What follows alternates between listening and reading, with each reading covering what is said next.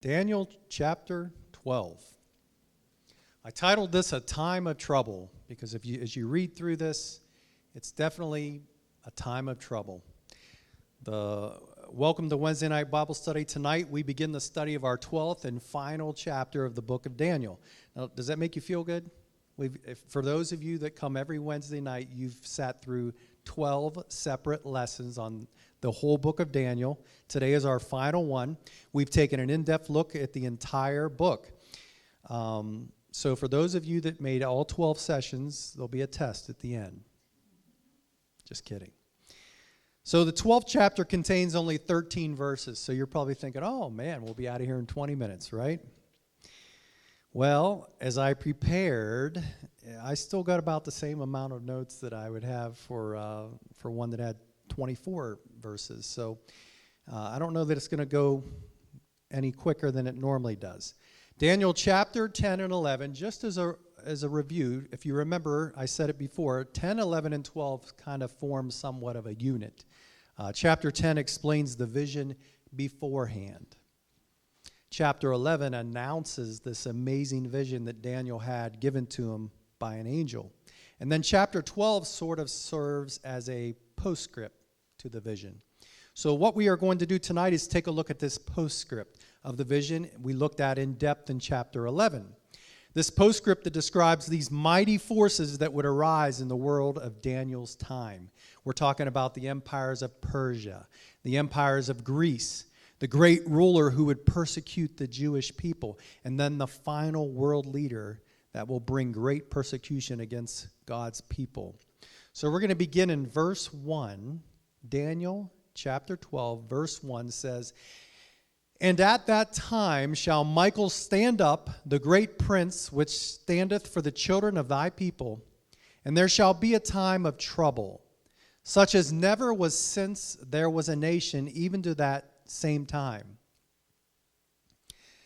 And at that time thy people shall be delivered, every one that shall be found written in the book." So verse 1 starts off telling us that at that time, again, we're taking this from chapter 11. At the time of this tremendous persecution against God's covenant people of Abraham, Isaac, and Jacob, the Jewish people, when it seems like none could stand against it, God will send an angelic advocate on their part. Verse 1 says, Michael shall stand up. Now the great prince will oppose, this great prince, Michael, the archangel, will oppose the satanic forces which come against God's people. Notice the solemn announcement, there shall be a time of trouble. This describes a time of great persecution, woe, and calamity that will come upon God's people. Now, Jesus referred to this time in Matthew 24 as the Great Tribulation. Now, one aspect of this Great Tribulation is that it will be a time of great trouble for the Jewish people. Now, Jeremiah 30:7 calls it the time of Jacob's trouble. And it will be a time of trouble that not just for the Jewish people, but for believers across the entire world. But especially upon the Jewish people. Look at the phrase in verse 1 where it says, such as never was since there was a nation, even to that same time. Brothers and sisters, the Jewish people have known many troublesome times in their history. From the horrors at the fall of Samaria and Jerusalem, back when they were separate nations, Samaria being the capital of Israel and Jerusalem being the capital of Judah, to the terrors wrought by Antiochus Epiphanes, who we learned about a couple of chapters ago, to the destruction of Jerusalem by the Romans in 70 A.D., to the persecutions from the church during the Dark Ages, to the massacres of Europe, to the 20th century Holocaust. It often seems that all of Israel's history has been a time of trouble. But this time of trouble will be different. This will be a worse time of trouble than Israel has ever seen before. And that's hard to believe when you think of things like the Holocaust, that something could be worse than that. In fact, Jesus quoted this verse from Daniel in Matthew 24:21. He said, "For then shall be great tribulation, such as was not since the beginning of the world to this time, nor ever shall be." It's almost as if Jesus had this very passage in Daniel in mind when he quoted that. So what I gather from this passage in verse 1 is that as the time of the end grows closer, we're going to see a greater amount of persecution come upon the Jewish people, God's covenant people, such has never been seen before. Now, this is not God's doing, but the work of Satan coming against God's people. Sometimes we hear this term that is used to describe a discrimination of hatred towards Jewish people. Does anyone know what that word is? Anti-Semitic. Anti-Semitism. Anti-Semitism. But it's kind of a strange term when you think about it. If you look up the word Semites, it talks about people that speak the ancient Semitic languages. And this can include Arabs, Jews, even parts of Africa. But anti-Semitism is specifically referring to Jewish hatred. There is now and throughout history an irrational and a frightening Jew hatred that can only be explained by satanic origins. Now, why should the Jews be hated so much? They are such a small percentage of the world's population. And if you look at their nation geographically, it's just a sliver of the world's total land area. Yet there is this notion that they should be driven from their land. And in the modern world, Jews are hated because they have the land of Israel. But what people fail to remember is that before the Jews had their nation recently established in 1948, they were hated for being a rootless people who had no nation. So they were hated for not having a nation, and they're hated for having a nation. So we have to remember that so much of this widespread and historical hatred for Jews is demon and Satan inspired, because they have a place in God's plan for the ages. And Satan knows that. But God promises a deliverance. You probably noticed at the end of verse 1 it says, "And at that time thy people shall be delivered, everyone that shall be found written in the book." So yes, there will be this time of great tribulation like never seen before. But God will not allow his people to be destroyed. He will provide deliverance for them. As a whole, one day the Jewish people will come to put their faith and trust in Jesus Christ as their Savior. Today they really don't. The Jewish people, by large, still follow Judaism. But one day they will come to put their faith and trust in Jesus Christ. And this is God's promise for Israel. Now let's take a look at verse 2. Daniel 12:2 says, "And many of them that sleep in the dust of the earth shall awake, some to everlasting life, and some to shame and everlasting contempt." So the Bible speaks of an event at the end of time where there will be this resurrection of the dead. And we've all heard that before, and we believe that.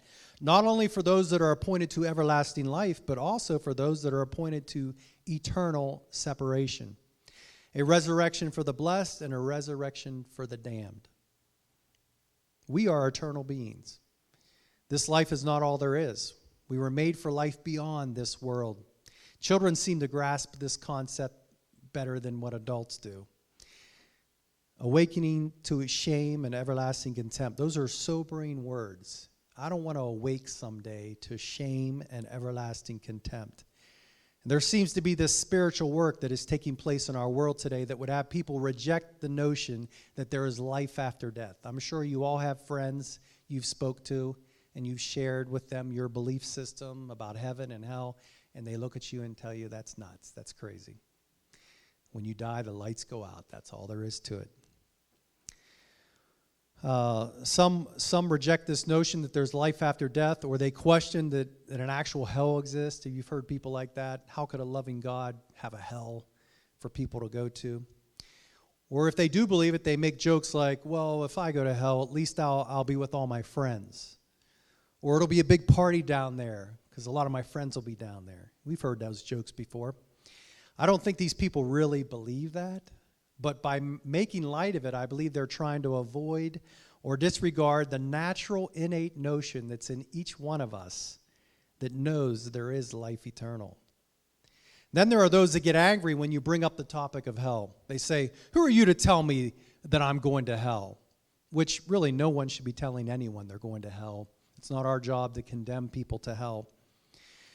We serve a righteous and a just God who will make those calls one day. We are simply to warn people about hell and share the gospel with them. Share with them that our sins can be judged at the cross now, or they can be judged after the resurrection. Daniel 12:3 says, "And they that be wise shall shine as the brightness of the firmament, and they that turn many to righteousness as the stars forever and ever." Now this should give you motivation to keep doing what you're doing, right? To keep serving God. Those that walk in wisdom shall shine as the brightness of the firmament. Despite the dark times that lie ahead, the persecution that might come upon us, those who turn many to righteousness will shine bright as the stars forever and ever. You know, there might be a part of us that would just wish we could live our lives, serve God, but leave all that bringing others to Christ, to God and his army of angels, right? It's tough to get out and witness sometimes, especially in the world we live in today. It seems like people are content to just live their lives however they want, or maybe they're going to a church where their needs are being met, not their spiritual needs, but, you know, they've got a great Sunday school program, or they got this great softball team or whatever. All kinds of people have different reasons for going to the church they go to.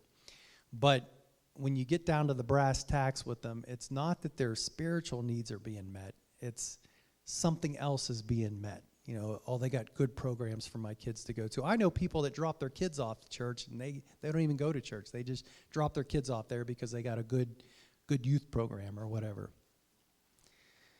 You know, I want to pray that others would be saved. You know, we could be living our lives and say we want to leave all that up to God, but God says, no, I want you to be part of this process. I want you to pray that others would be saved. Share the good news of the gospel with them. Support works that bring people to Christ. Be involved with helping others turn to Christ and strengthening each other. That's why we meet. That's why we meet twice a week.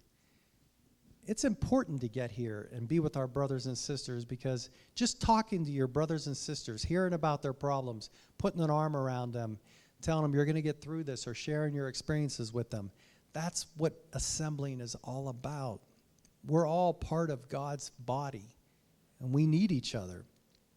It's a great privilege that our God bestows upon us to be part of his glorious work. Now, I've spent a lot of time on these first 3 verses, but now we see a switch where we begin to see a conclusion of the book of Daniel.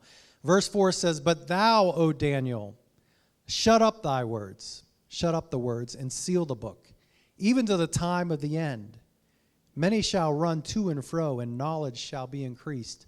We've heard this scripture before, and I always took it to mean, and a lot of people take it to mean, that it's talking about in the end time we're going to have all these advanced travel methods. You know, we can fly by airplane, we can take high-speed rail wherever we want to go, we can be in California in 3 hours, and that's all true. But we can certainly, span the globe faster today than any other time in history. But the terminology "many shall run to and fro," I actually believe this is probably not talking about high-speed rail or airplanes or the way how fastly we can travel. But it's probably more along the lines of people searching to and fro for the increase of knowledge. The end times will be marked by a great increase in knowledge, an information explosion in the very last days.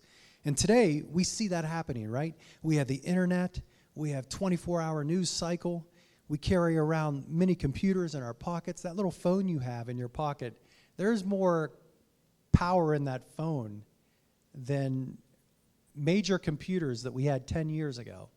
Big mainframe computers that companies have 10 years ago. You're carrying more power and technology in your back pocket with your iPhone. It's just amazing how technology has advanced that far in such a short amount of time. But we are a much more informed people today. However, there's a lot of misinformation out there as well. And because of this, Daniel should go ahead and just seal up the book. We've learned enough in chapter 11 alone that we can just shut up the words and seal up the book. Daniel's prophecy certainly had value in his own day, but there would come a day, the time of the end, when his prophecy would be of even more importance. Therefore, Daniel's told to seal the book until the time of the end. I mean, the book of Daniel has revealed to us a lot of things. It revealed a world ruler utterly opposed to God, a world religion based on the abomination of desolation, a world war which defeats the ruler, a time of great tribulation for God's people lasting 3.5 years, deliverance for the people of God after the tribulation, resurrection and judgment, and the reward for righteousness. It's as if God says, that's enough for you to know for now. Just seal the book and just move on. Verse 5, 6, and 7 says, Then I, Daniel, looked, and behold, there stood other two, the one on this side of the bank of the river, and the other on that side of the bank of the river. And one said to the man clothed in linen, which was upon the waters of the river, How long shall it be to the end of these wonders? And I heard the man clothed in linen, which was upon the waters of the river, when he held up his right hand and his left hand unto heaven, and swear by him that liveth forever, that it shall be for a time, times, and a half. And when he shall have accomplished to scatter the power of the holy people, all these things shall be finished. So in a solemn oath, verse 7 says that the man clothed in linen held up his right hand and his left hand to heaven, and swear by him that liveth forever and ever. How long will these troubled times last? This great persecution. And the angel says, a time, times, and a half a times, which means 3.5 years. And we know this because it may not be absolutely clear here in this passage that that's what that means. But that term, that phrase, a time, times, and a half a times, is actually used in multiple places in the Bible. And if you look in those other places, it's clear that this passage is referring to a 3.5 year period. A time being 1 year, times being 2 more years, and a half a times being a half a year, adding up to 3.5 years. The end of verse 7 makes it appear that the people of Israel, or God's people worldwide, will be completely crushed or scattered by these events. All these things shall be finished. But the Messiah, he will return and not allow his people to be finished. He will rescue them. Verses 8 through 13 read like this, And I heard, but I understood not. Then said I, O my Lord, what shall be the end of these things? And he said, Go thy way, Daniel, for the words are closed up and sealed to the time of the end. Many shall be purified and made white and tried, but the wicked shall do wickedly, and none of the wicked shall understand, but the wise shall understand.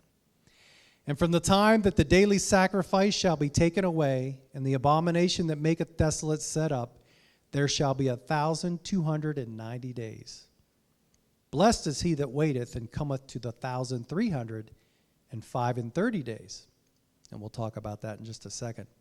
But go thou way till the end be, for thou shalt rest and stand in thy lot at the end of thy days. So you sense this anxiety that Daniel has. He's trying to understand more fully this vision that he has, but he's pretty much being told by the angel, I've given you enough, just seal it up and move on. Daniel admits that he hears, but he does not understand. And I certainly don't understand all this either. Nobody can, to be truthful. We get glimpses of what God's plan is for the end of times, but we don't know for sure. But the answer for Daniel comes in verse 9. He says, Daniel, go thy way. Don't worry about it. The words are closed up and sealed till the time of the end. Now, Daniel received this vision nearly 2,500 years ago. Not that this wasn't important for him then, it was. But the point here is that as the end of time draws near, these things will become of more and more importance. Now, I have no idea when the time of the end shall be, but doesn't it feel like we're getting close to it now? And I know we've heard this. I've heard that ever since I was a kid. And your kids may say that someday too. Some believe that an interest in biblical prophecy has increased in the last 150 years. I kind of read that. There were times, not that it wasn't important 500 or 1,000 years ago, but Christians, when they were focusing on other doctrinal issues at that time. But of late, in the last 100 to 150 years, it seems like there's more of a focus on end-time prophecy. But if this is true, it would make sense that there would be this focus on biblical prophecy, because as we draw closer to the time of the end, it's just natural that people would be concerned about that. Verse 10 says, Many will be purified and made white, and the wicked shall do wickedly. The wicked would not understand, but the wise shall understand. So as time winds up, I believe we will see a division of people. Those that follow Christ will become more and more committed towards the goal of growing God's church. But the wicked, they'll wax worse, as Satan will also be doing everything in his power to increase the kingdom of the wicked. We see it every day. Verse 11 speaks of the abomination of desolation. What is this abomination of desolation? Now that would probably be a whole other entire series, but the book of Revelations and 1st and 2nd Thessalonians speaks of some kind of image that this end time world leader will set up. Some believe it will be a physical statue of himself in the temple of Jerusalem. Others think it will be something that the whole world will be required to give honor, worship, and glory to. Either way, it will be a great abomination that will lead to a terrible idolatry and will bring desolation or the judgment of God. Now, when Jesus referred to Daniel's words in Matthew, he said this abomination of desolation was yet to come. And I believe it is yet to come even today. And when it comes, according to this passage in Daniel, you can begin to mark off 1,290 days. It's a remarkably precise prophecy that is given, and it's written there in the Bible, so you can't argue with it. And then in verse 12, there's this other figure given. Blessed is he that waiteth and cometh to the 1,305 and 30 days. So you got this 1,290 days, and then you have this 1,335 days. And this is hotly debated by theologians what exactly this means. There's a difference of 45 days here.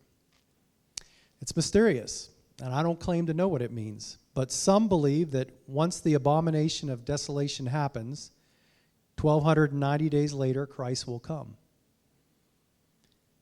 And then after he comes, there'll be this 45-day period where God will be judging all the nations to determine who is fit to enter heaven. Now, that's a head-scratcher. I don't know. Will it take God 45 days to judge all the nations? I mean, he created the earth and the universe in 7 days. So I don't know if that's a logical explanation for that 45-day period or not, but that seems to be the popular belief out there. So verse 13 says, and it simply tells Daniel, "But go thou thy way till the end be, for thou shalt rest and stand in thy lot at the end of days." In other words, Daniel, you keep doing what you're doing, serving God with all your heart, and the rest will take care of itself. And I believe that's good advice for us today. Daniel was an amazing human being. He was, as a young boy, he was taken captive to a strange land, and he lived to be, the Bible doesn't tell us when Daniel died, but we know that he lived into his mid to late 80s at least. And during that time, he served pagan gods, or I'm sorry, not pagan gods, but pagan leaders who worshiped false gods. But he remained true to the one true God that entire time. Even when his life was threatened, even when he was thrown into a lion's den, even though when he was threatened to be killed, he always remained true. He always prayed. He always read the word. He was always praying to God. He was a faithful servant. And God tells him at the end, or the angel tells him, "Daniel, you keep doing what you're doing, serving God with all your heart, and the rest will take care of itself." And that's all we can do. We don't know when the end of times is going to come. We don't know what kind of persecution we're going to have to suffer someday. We don't know what's going to befall on us. It could be really horrible. Some of us may not live to see it. Others may be around when it happens. Or maybe it's generations away. But all we can do is do like Daniel. Serve the one true God. Live for him the best way we know how. Work on getting that relationship with our God firm and forgetting about the world. If the world's going to wax worse, we do our part to share the gospel with the world and save as many people as we can, show them to the truth. And when our time comes to die, we can at least go to our graves knowing that we have a reward coming someday, just like Daniel. So continue to read his word, gather in worship, practice in fasting and prayer. Share the gospel and live righteous lives before the world. Simply let God's plan play out as he has ordained it for the time of the end. and God will provide a way of escape for his people. Continue to place your faith and trust in Jesus Christ. So that is sort of my solemn ending to the book of Daniel. I hope you enjoyed Daniel as much as I did. I'm not so sure I'm ready to tackle another book right away, but we will be continuing with Wednesday night Bible study. We'll go